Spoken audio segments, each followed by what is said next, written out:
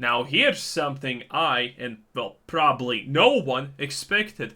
An actual unironic Starfield first impressions that is, well, positive somehow. All right, late to the party, maybe. Dry rehash opinions that everyone's already heard before, hopefully not. Positive impressions on Bethesda's newest original universe, comfortable yes. Today is my impressions video for Starfield. My method is to do an impressions video after a few dozen hours. Oh, I thought I had the video on low quality because this looks extremely pixely. Oh, that's just the game, sorry. Then a final review much later down the line when I fully understand everything there is to know about the game.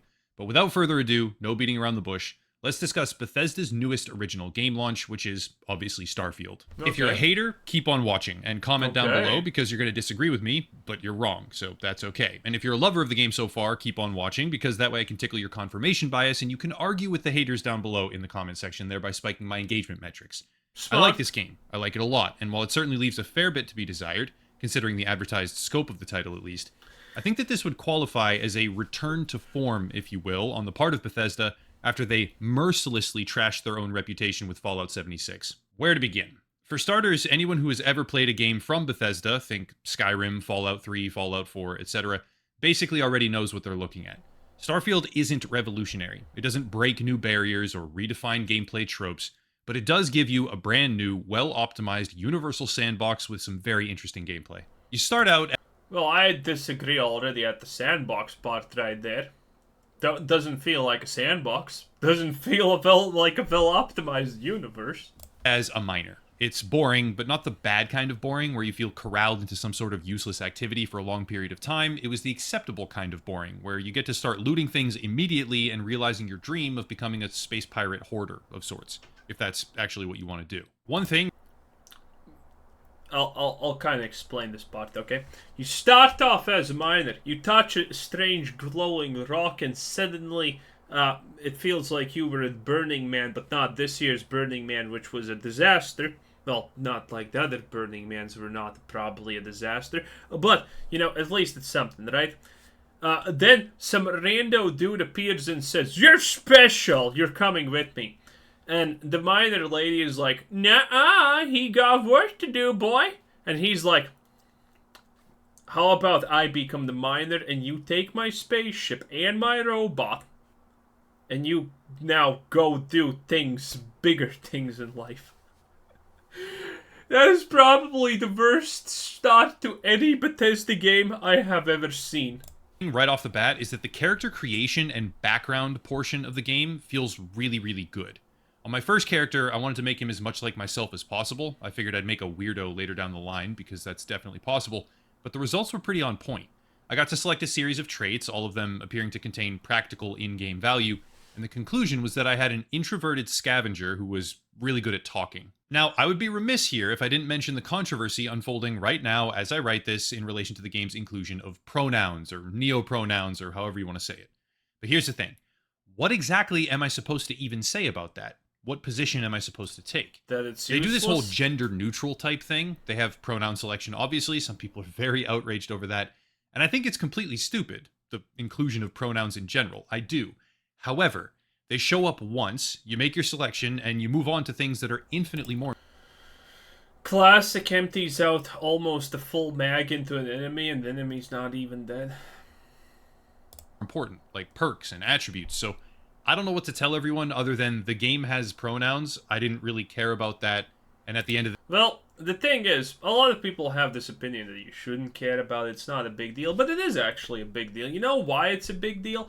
Because, as we all know, this is a slippery slope type of scenario. We have already seen it a million times in this world. First, Bethesda is going to introduce pronouns, and then the next game, considering you weren't you were not dissatisfied enough about the pronouns, they're gonna introduce something even more. And the next game is gonna be more. Yeah, that's how it works.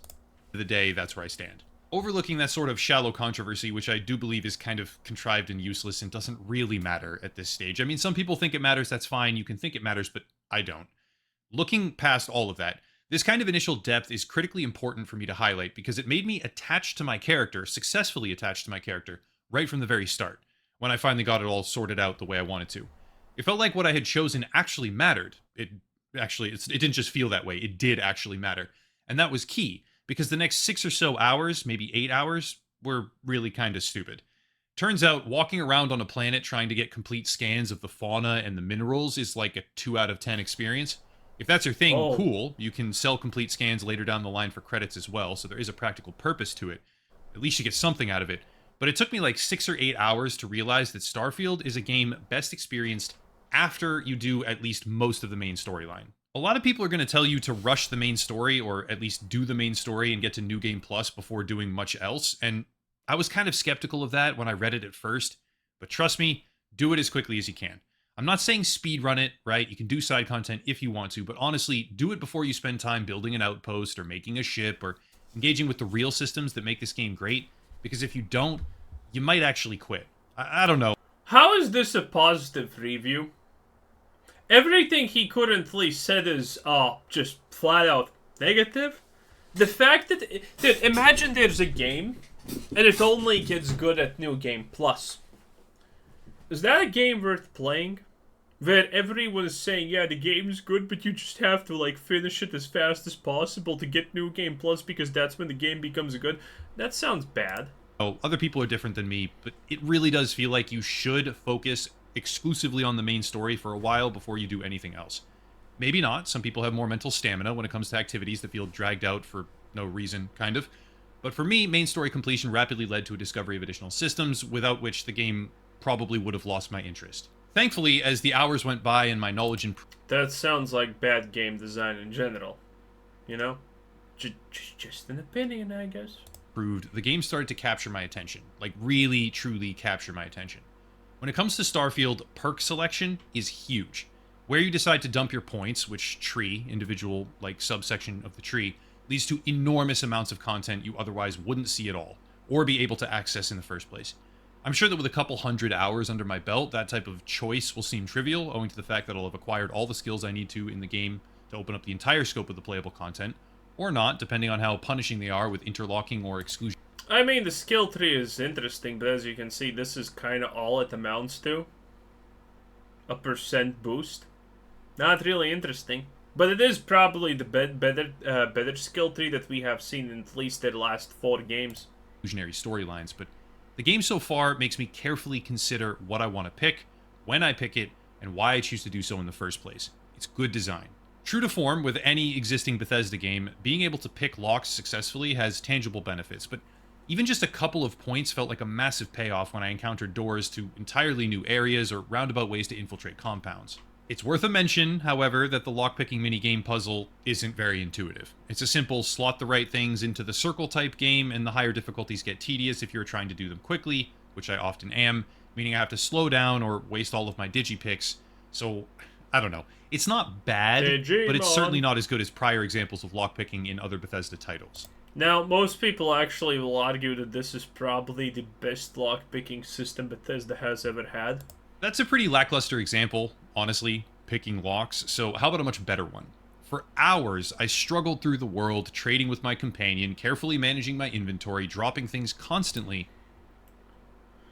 And then realizing that a sandwich is worth 75 credits while a power drill is like worth 100. Because I was over-encumbered with consistency, and it was very tedious. Yep. The cargo capacity on my ship was terrible at the time, and I was feeling like this may be another repeat of Fallout 76. In reality, no, it's not, because little did I know that with about 30 or 40,000 credits, which you acquire rather quickly, I could just create a completely brand new starship with what I consider to be a fantastic starship building framework, and make it have 5 times the storage capacity easily.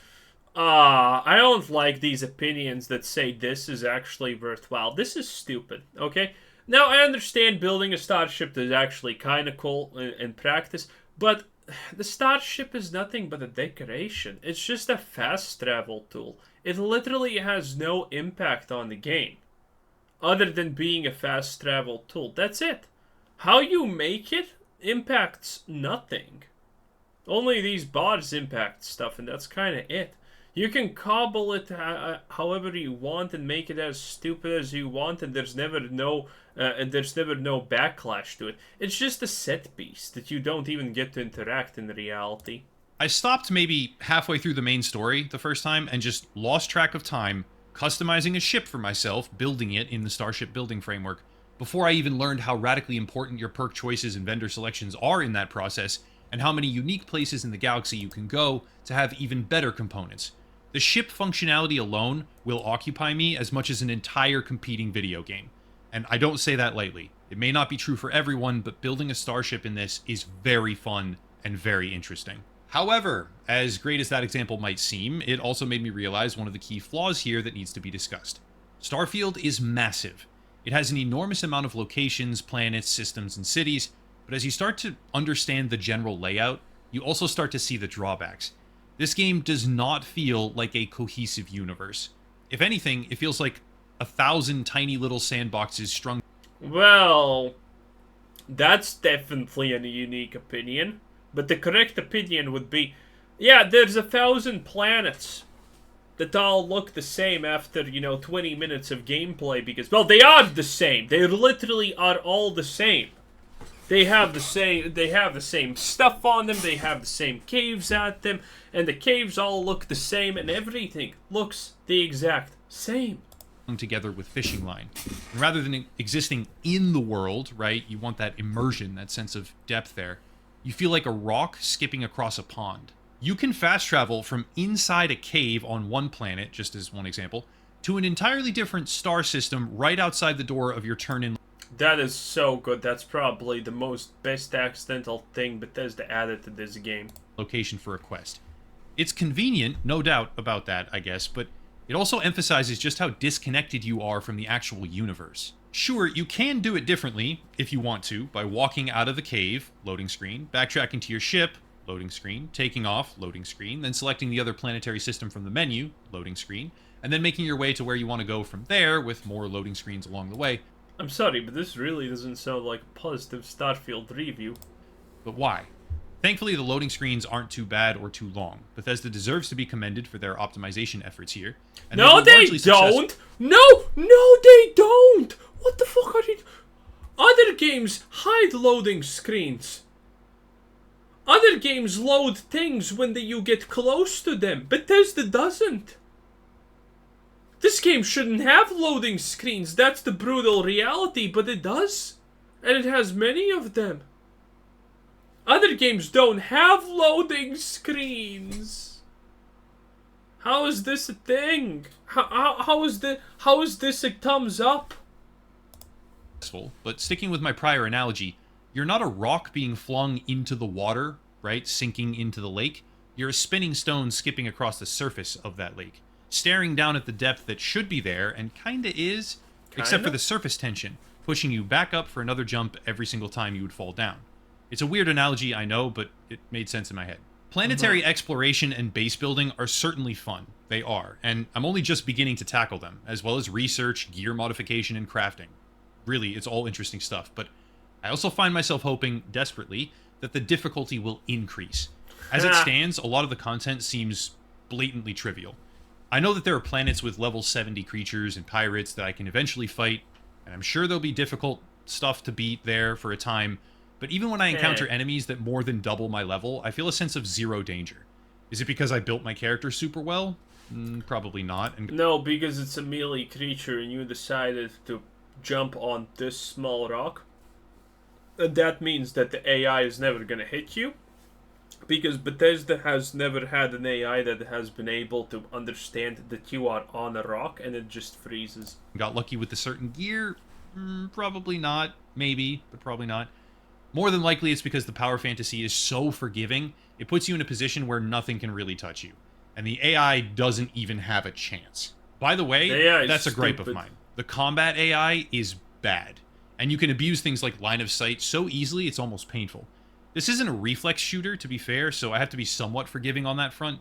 But it doesn't feel like you're fighting sentient enemies. It feels like you're fighting opponents from 15 years ago when even just rudimentary movement was impressive. That might change in the further By the way, he's literally using a mining laser. Reaches of space, not sure, but somehow I doubt it. And to be this is completely no honest, longer that's the not a early complaint game. worth harping on, given the scope and size of the galaxy, which allows you to branch out and tackle what you want when you want to, but it also feels a little bit simplistic. What I mean by that... Look at that. Full clip. Down the drain, nothing happens. It's beautiful. Basic enemy. That is this. You don't really get distracted as you explore any given planet. The way it works is basically a clicking simulator to instantly travel from one solar system to the next, selecting where on the planet you want to land your ship. And then you're faced with a few points of interest, hundreds or thousands of meters away from each other. Yes, some of them are very cool. Some of the planets are great. Some of the locations are interesting, but it's like one of those connect the dots coloring books where the line is really, really obvious. You know precisely what it is, what the picture is, and you never really think, whoa, look at all the creative ways I can draw this line, because you really just go from one location to the next with nothing in between. To be fair, there are so many different planets, I don't really fault them for this being true. It's not like I expected some sort of radical new industry-altering... You should. It's a literal billion-dollar company. You definitely should fault them for that. Todd Howard once again promised infinity possibilities and we get shit. Technology on display here, but when I look at the game as a complete experience, I almost would have preferred less planets with denser consistency of explorable populated locations on said planets. Again, I don't mean to overstate this and harp on it too much. It is a criticism, but it's not that bad, because I'm still exploring these planets. I still enjoy the game greatly, but the atmosphere is one of predictability, not wide-eyed mysticism or unknown excitement. All that being said, there's really a staggering amount of content here, and no one could ever deny it. There are side quests upon side quests upon side quests. You can go down whatever route you choose, either massacring the ships you come across or smooth-talking your way right into their wallet. The persuasion dialogue mechanic leaves a lot to be desired, though. It's really just a randomized chance from a few scaling difficulty options. Not bad, but also far from innovative. You can smuggle things between planets, synthesize chemicals, infiltrate undercover, help colonists settle on different areas, steal and sell human organs, that was an interesting one, or spend your time building a massive starbase on an abandoned world, and all of it collectively as one, full picture. Flaws combined, because there are flaws, all of it together feels good. The voice act... I don't know, dude. I just don't know about this one. Currently, he has said nothing positive about the game, technically, and just says it all works. It's like a Todd Howard that just works type of situation, feels like, more than anything, honestly. And you're not selling me Starfield at the moment. You're kind of selling me the idea that the game is bad, but you played it anyway, more than anything else. Acting is fine. The graphics are certainly decent. A lot of people are having fun comparing it to Baldur's Gate 3, but that's not really a fair comparison. They're worlds apart.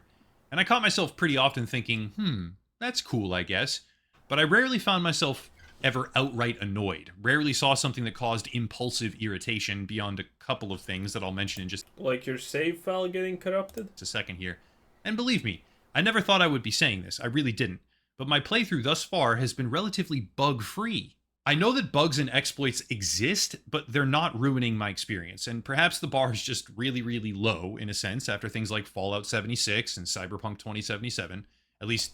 That's true, but Cyberpunk at least is a playable game currently. Bethesda, because the difference between Cyberpunk and Bethesda games is Cyberpunk is going to be fixed. It's already slowly but surely getting fixed. Admittedly, it's been years and that's not great that it still needs to be fixed, but it is being fixed.